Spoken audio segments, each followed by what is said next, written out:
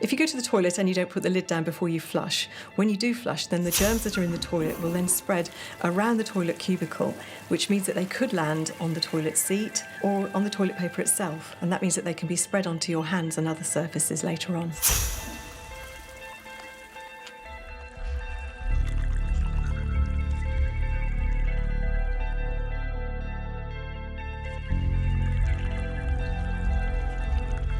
We know from studies that around 3,000 organisms can be found per square inch on a keyboard and over 1,600 on a computer mouse. Now, this means that over the course of the day, you might be picking up those bacteria. And then if you suddenly decide to have lunch at your desk without washing your hands first, you're basically transferring those bacteria into your mouth.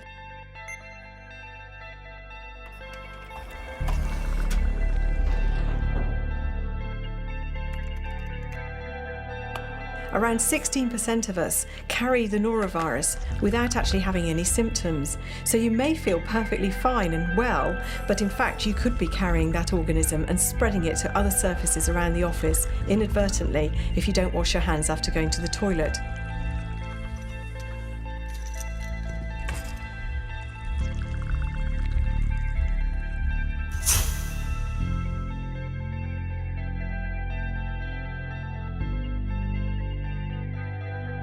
I'd always recommend using a hand sanitizer when you leave the washroom. This means that if someone else has forgotten to wash their hands, then you haven't picked up their germs and then spread them around the office. And over the course of the day, it's always a good idea to use a hand sanitizer. To combat the sneeze effect, you can use the seat cleaner to make sure that you wipe the germs away. Effective hand washing is one of the simplest ways to stop infection in the office. It's been found that 47% of illness can be reduced by people simply washing their hands effectively, and just 20 seconds of hand washing can stop the journey of the germ. Afterwards, you need to dry your hands thoroughly because it's been found that germs are more likely to be transmitted to other surfaces if your hands are damp. So dry your hands completely and you've done the job properly.